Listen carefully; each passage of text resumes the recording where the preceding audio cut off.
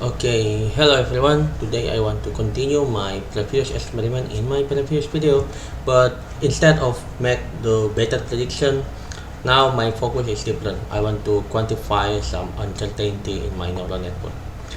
And why I said that this is the continuation of my previous video, because the neural network that I will use in this video is still FNO.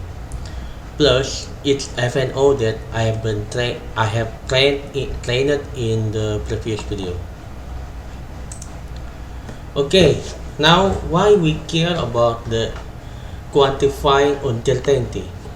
Okay, suppose we have a neural network here to predict heavy rainfall, and suppose in your area, in the grid of your area, it's predicted to be heavy rainfall, but how sure we are about the chance of this prediction really occur?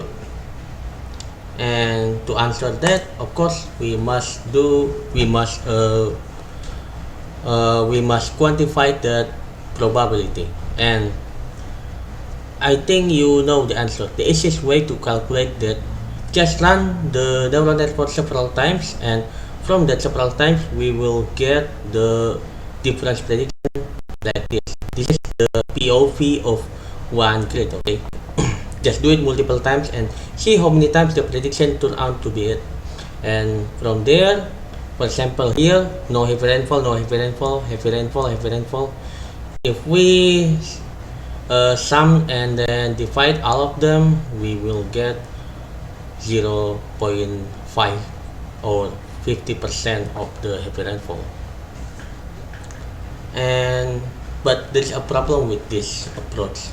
We know that after we train a neural network, the weight and bias, it will be fixed, right? So if we just feeding with the same input, the result will be always same. So for example, if the first class is heavy rainfall, if you run it again with the same input, because the weight and the bias is same, it will also predict heavy rainfall again and again. And how to make a slight difference for the prediction? Actually, there's two ways. The first way is adding a white noise. So we don't modify the neural network in here. Instead, we modify the input. So for example, we want to run that in the n times. So for the first try, we add a white noise in the input, and then we predicted that using a neural network we got the first iteration. And for the second try, adding again with the white noise. Oh yeah, for the record, the white noise in here it's generated randomly. So for every run in here, the sum of the white noise and the input, it's guaranteed to be different. And from here we can get the probability field. Or the second way, or the way that we will do in this video, is adding a drop layer like this. So the scheme is like this. We got the input, and then we input it to the neural network 1. For example, this neural network 1. But in this scenario, or in this experiment, in this video, I will using the pre-trained FNO that I have trained in the previous video. And then after that, we forward that to the drop layer. Drop layer in here, I will explain it later. And then after drop layer, we forward that to the output layer. Because of this drop layer will cut some connection that I will explain to you. Because of this, we will got those several prediction, but it will be slight difference. And here, how the dropout layer work. So basically, we cut the connection to the next layer. So for example, in here, the layer in here is the input layer. This is hidden layer 1, and here is output layer. In this case, as you can see here, the red circle is the neuron where the connection is cut off.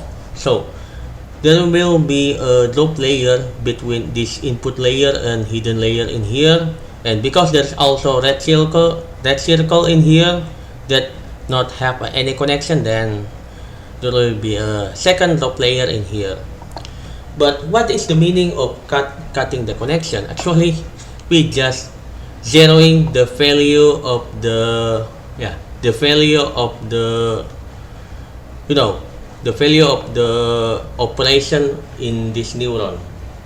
So we know that the operation in the neuron is first we doing a regression, and then after that activation function, and all of that we just zeroing them like this. And then actually, as you can see here, this is pretty simple, and it won't modify any shape of the input or anything. No, it just zeroing like this.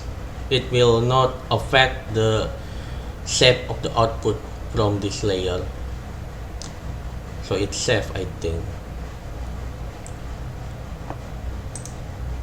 And what I do in this video, before that I want to show you the code that using a dropout layer.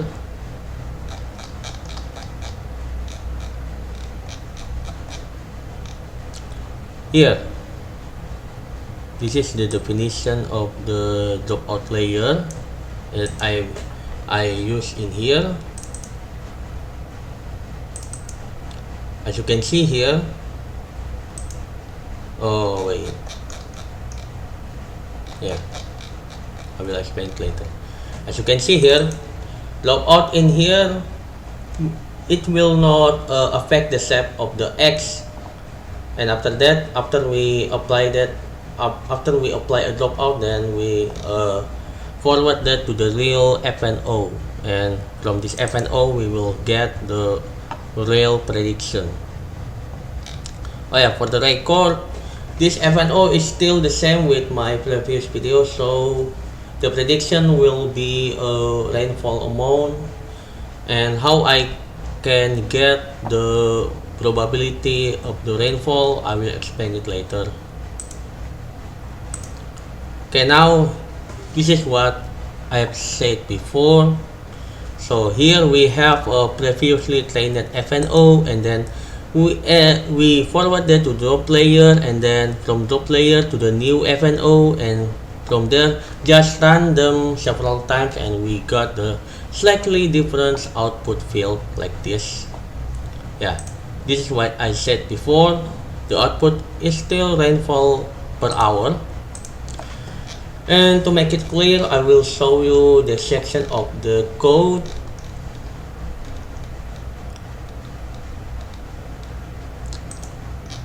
Here I will show you in the using the script of where I use the model. Here, model pre in here. Model pre in here is our old FNO that we have already trained. And then after that, we forward our output from the old FNO to the new model. Here, predict multiple. As you can see here, okay, this is important. So to make sure the drop layer is working when we to make sure the dropout layer working when we do real prediction, we must active the train model like this, because if we don't active this, if we just predict them, then the dropout layer will not activate it when we enter the train when we enter the evaluation mode. And then after that, here this is the important part. Wait, this is wrong. This is what I talk about. Actually, this is the old version. This is this is inefficient code actually. Here, to make it more efficient, we activate the torch node, and then first we initiate a torch empty like this, and as you can see here we initiate several prediction, and we add them to the output matrix in here. That's why we can get the several output like this. And now maybe you ask me how from the rainfall we can get the probability. Actually, it's pretty simple. So suppose we have a matrix or 2D matrix. Yeah, this is just simplification, okay? Actually, in my code, I am using a hundreds times hundreds times hundreds grid. In this, to make it more simple, I will just mention 3 times 3. So here we have 1, 10, 8.9 and 4.5, and then after that we apply some simple if.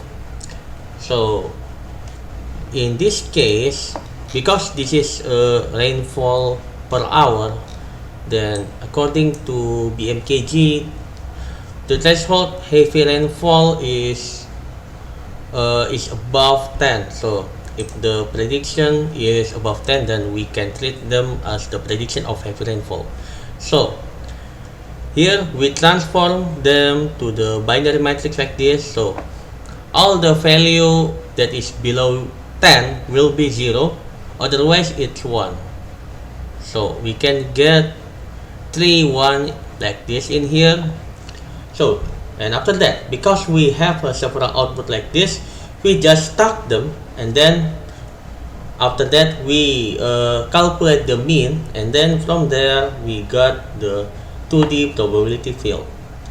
To make it more clear, I will show you the part of the code. Here, it's quite simple actually. So here I initiate torch 0 slide, and then after that this is the criteria for the grid that will have one value, and then after that I'm just mean all of that in the dimension 0, and we got the probability field. Okay, so total script that I have created in here is R2, and this is the train code. So basically it's almost the same with my previous video. I'm still using a physics laws in this experiment because for the record, same as with my previous video, I am only using a limited training data in here.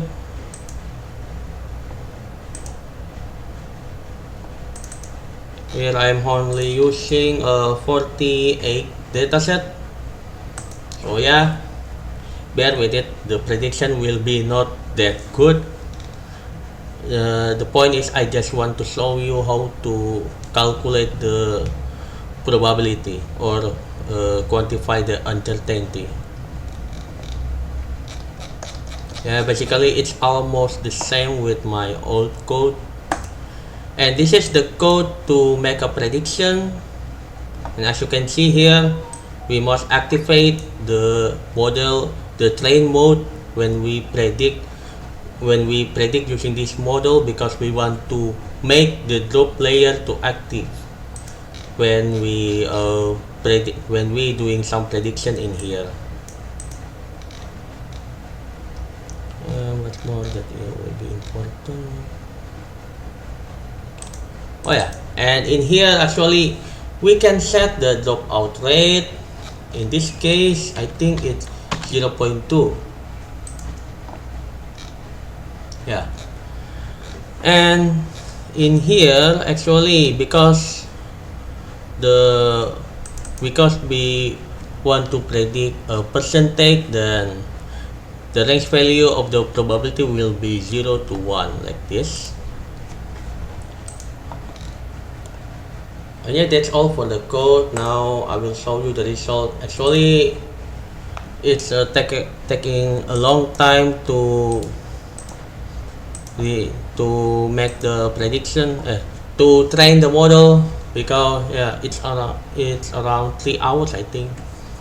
That's why I don't want to train the model in this video, and I also don't want to make a prediction in this video because it will take a lot of RAM and my video will be messed up.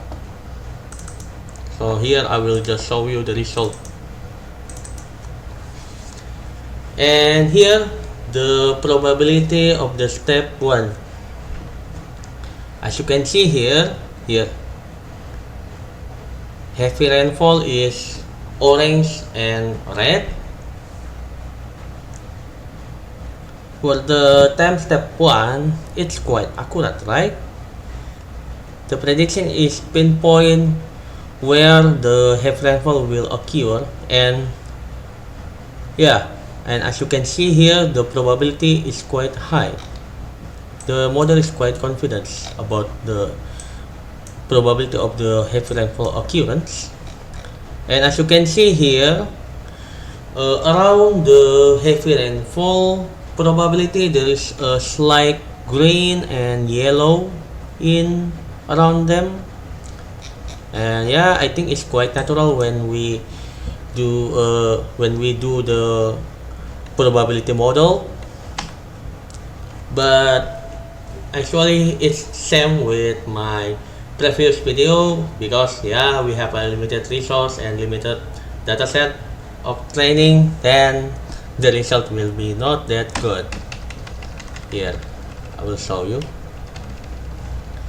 It just show the growth of the heavy rainfall, but because until the time step 16 means 16th hour ahead from the base time. Until that, as you can see here, there's still heavy rainfall in this point, but the prediction is exaggerating for the area of the heavy rainfall, and he quite confident. Yeah, I think it's the effect of the limited resource training data. And yeah, the model, as you can see, there is a cyclone in here, but yeah, it cannot capture the probability of the heavy rainfall in this area. And yeah, I think that's all. It's pretty simple, but I think it's worth it to share to you about that, because it's quite useful for your future paper, or maybe you want to make an experiment about this. Okay, I think that's all. Thank you. Bye.